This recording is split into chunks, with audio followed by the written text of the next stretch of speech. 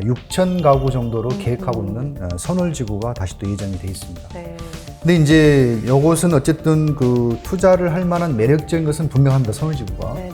근데 이제 그 이면에 있는 어떤 여러 가지 문제점들이 아직도 산지하고 있기 때문에 네. 중흥건설 그 회장님은 네네. 우리 그 순천에다 엎드려 절을 하셔야 돼요. 그래야 될 것 같아요. 네. 그래서 뭔가 그 배가 고파야 돼. 그렇죠. 헝그리 정신. 내가 정말 잘할 수 있습니다. 이래야 되는데 이미 지금 배가 부른 상태입니다. 처음부터 조금 밀고 당기기 할 정도의 네네. 액수를 제한 게 아니라 말도 안 되는 금액으로 했기 때문에 이제 마음이 상해버린 거죠. 네네. 우리 전라도 사투리 뭐라 그러죠?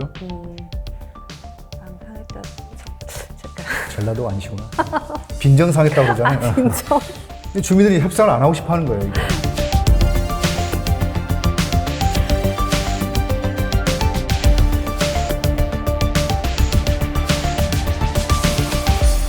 우리 저기 먼저 선월지구를 얘기하려면 네네. 신대지구를 조금 살펴보지 않을 수가 수가 없죠. 없겠죠. 네네. 예. 근데 신대지구 같은 경우는 그 2009년도 네. 그때 이제 최초 공사 착공을 해가지고 벌써 무려 11년이 지났습니다. 벌써요. 공사를 착공하고 그로부터 3년 뒤인 네. 2012년에 중흥에서 1차 단지를 분양을 했고요. 지금 이제 올해 10차가 오늘 입주를 합니다. 네네, 그래서 맞아요. 총 10차까지 나와서 10년의 세월을 거쳐서 11,000가구를 네네. 포함한 대단지가 이렇게 완성이 됐습니다. 이건 뭐 이런 지방에서는 굉장히 경이로운 어떤 그 성공이라고 볼 수 있겠고요. 이러한 대단지 바로 옆에 지금 C집이 바로 옆이죠. 네네. 바로 옆에 6천 가구 정도로 계획하고 있는 선월지구가 다시 또 예정이 돼 있습니다. 네.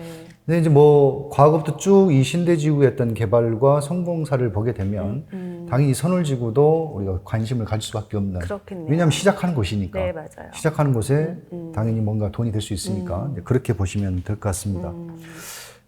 이 광양만권 경제자유구청이 여기 관할 섹터예요. 네네. 순천이 아니고. 네. 이 선월지구를 작년 9월 5일 날 토지거래 허가구역 지정됐던 곳이 만료가 돼가지고 다시 재지정했어요. 네네. 그래서 2020년 9월 4일까지 일정 규모 토지를 허가를 받는 곳으로 묶겠다라고 네네. 했고요. 네. 그래서 이제 이 광양자유경제구청은 선월지구를 신대지구 같이 묶어가지고 네네. 광양만권의 어떤 산업단지, 배후단지로서 제1단지로서 부상을 시키고 주거, 상업, 문화 이런 시설들을 모두 갖추겠다. 이런 계획하에 선월지구가 이제 더 이상 이제 웅트림이 이제 끝나고 더더 이제 시작을 할 것 같습니다. 그래요.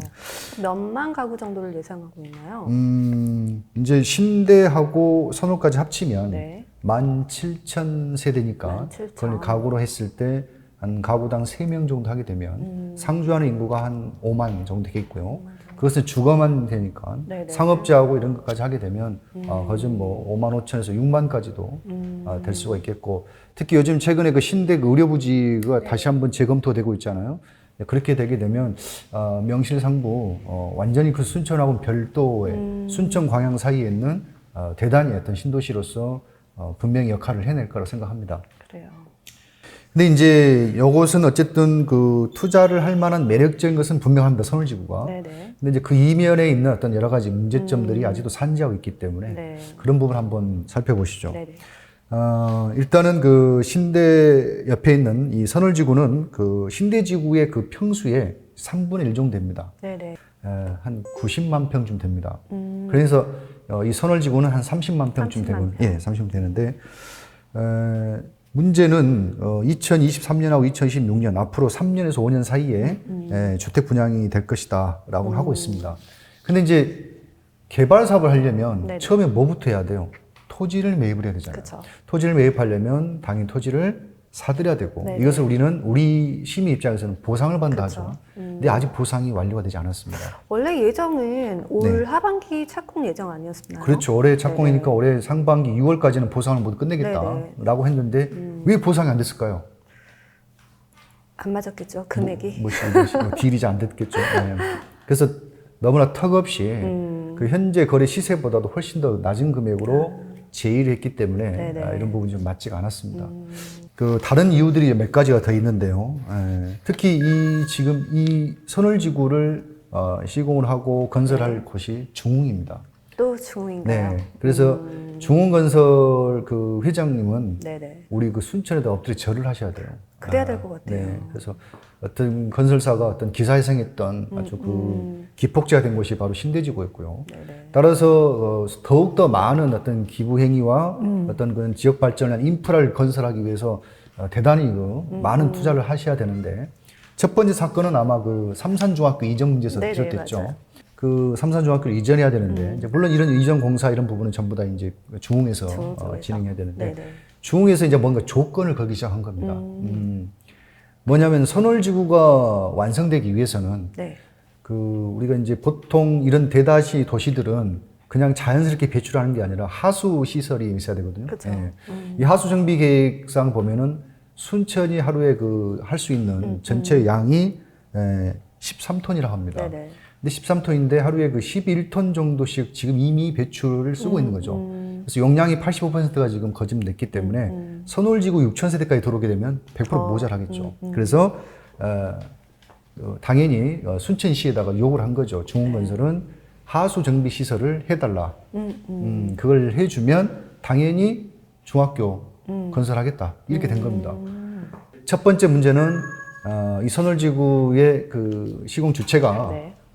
뭔가 그 배가 고파야 돼요. 그쵸. 헝그리 정신. 내가 정말 잘할 수 있습니다. 이래야 되는데 이미 지금 배가 부른 상태입니다. 중흥 관계자 보셔서 어쩔 수 없습니다. 굉장히 지금 배가 부르기 때문에 그런 헝그리 정신이 없어요 지금. 그래서 이제 중흥이 지금 하고 있다는 점, 그리고 이미 파열음이 좀 생기고 있다는 점, 그 부분 조금 걱정이 되고요. 하수 정비라는 것은 그 대단히 도시계획 중에서 중요한 부분이기 때문에 역시 이것도 좀 마찰이 좀 예상되고요. 특히 또 큰 건 뭐냐면 네네. 우리 신대지구도 처음에 1차를 분양을 시작했을 때 성공한 분양 완판이 안 됐었어요. 맞아요. 네. 네. 2차 같은 경우는 마이너스 P라고 해서 네네. 공실이 대단히 했었고 신대지구는 괜히 왔다 이렇게 얘기를 했었고 누가 그 구도심에서 해룡이 참 먼 곳까지 가겠냐라는 것들은 있었지만 네네. 결국에는 쾌걸 성공했죠. 이뤄냈거든요. 네. 마찬가지로 선월지구도 분양률을 봤을 때 초반에 성공하지 못하면 굉장히 좀 허덕일 수 있는 그러한 분명히 리스크가 있습니다. 네네. 그래서 이제 다른 것도 다른 거지만 그 아파트 분양률, 청약률 여기에서 이제 뭔가 결정이 돼야 되지 않나. 왜냐면은 지금 올해만 하더라도 하반기에 굉장히 신규 공급 물량이 많이 있고 선원시구까지 지금 뭐 6,000세대 정도 예상을 한다라고 하면은 과연 그만큼의 수요가 있을지 그 부분도 조금 일단은 다른 점은 있어요. 네. 그 다른 곳은 아파트만 이렇게 신고가 나오는 거고 여기는 네네. 그 신대 지구처럼 네. 지구 단위가 들어온 거잖아요. 그래서 이것 말고도 일반 토지도 같이 분양을 받는단 말이에요. 네네. 그래서 여기는 보면은 무조건 분양을 받으면 최초 분양에서 두 번째 사람까지 돈을 번다는 게 속설이거든요. 네네. 그래서 그런 돈이 된다고 하기 때문에 사람들이 모이는 것이지 아파트만 갖고 보는 건 아닙니다. 그래서 선월지구도 그런 신대의 전철을 밟아서 성공할 수 없을지는 다른 것도 있지만 아파트 분양률, 청약률로 뭔가 좀 결정이 나지 않겠냐 이렇게 보는 거죠. 네. 그 다음에 이제 또 네 번째는 이 원주민들, 네네. 토지를 보상받는 원주민들이 만족하지 못할 수준의 중흥이 제시했다는 겁니다. 처음부터 조금 밀고 당기기 할 정도의 네네. 액수를 제한 게 아니라 말도 안 되는 금액으로 했기 때문에 이제 마음이 상해버린 거죠. 네네. 우리 전라도 사투리를 뭐라 그러죠? 마음 상했다. 잠깐. 전라도 아니시구나. 빈정상했다고 그러잖아요. 진짜. 근데 주민들이 협상을 안 하고 싶어 하는 거예요, 이게. 어느 정도 갭이 있어야 되는데, 이제 그렇게 무시했다는 생각이죠. 그래서 아마 그런 부분이 조금 진통이 더 예상이 되는 게 있고요. 그 다음에 이제 가장 또 제가 걱정하는 부분은 신대지구도 그렇고 선월지구도 그렇고 그 산업단지 배후단지입니다. 네. 그러니까 이 기본적으로 산단, 이 산업단지 그 산단이 제대로 돌아가고 뭔가 경기가 돌 때 배후단지가 같이 이렇게 상승하는 것이 그렇죠. 상식적인 이야기죠. 네네. 근데 이제 이게 지금 현재 뭐 포스코 제철도 그렇고 포항제철도 그렇고 뭐 가동은 하고 있지만 이미 그 생산 물량이라는 것이 이미 차이가 나는데 그래서 이게 만약에 비활성화 된다든지 굉장히 조금 저조하게 되면 당연히 배후단지들도 영향을 받을 수밖에 없기 때문에 이거는 뭐 그냥 선홀만 봐서 되는 부분은 아닌 것 같습니다. 그러면 조금 예상보다는 좀 딜레이 될 수 있는 여지가 많이 있겠네요. 이제 뭐 코로나가 없었다면 네. 아마 좀 탄력을 받아서 아무리 늦어도 이제 내년쯤에는 착공이 들어가지 않았을까 싶은데 네네. 지금 현재 상황에서는 조금 불투명한 부분이 있고요. 네네. 또 선월지구의 어떤 그 최초 토지 분양이 빅뱅을 볼 것이다. 또 뭐 아파트도 여기 신대처럼 뭐 프리미엄이 상당히 클 것이고 네네. 돈을 벌 수 있다라는 부분은 아직은 장담하기 어렵습니다. 네, 그래서 그렇죠. 가장 첫 번째인 중흥의 앞으로 어떤 그런 청사진 네. 비전이 나와줘야 되겠고요. 그다음에 원주민들이 섭섭하지 않을 정도의 적절한 토지 보상. 보상이 이루어져야 될 것이고 하수도 정비에 대한 부분이 조기에 협상이 돼야 될 것입니다. 그것 말고도 교통 영향 평가부터 해서 굉장히 할 것들이 많이 있거든요. 이게 또 성공도에 돼야지만 광양읍 쪽에 있는 도월지구라든지 네. 다른 쪽도 파급이 되기 때문에 선월지구는 단순히 이게 순천만의 문제는 아니고요. 우리 이 동부 유권에서 또 한 번 지구 단위로서 잘 성공이 맞출 수 있는 중요한 포커스고 중요한 지역인 것 같습니다. 네네.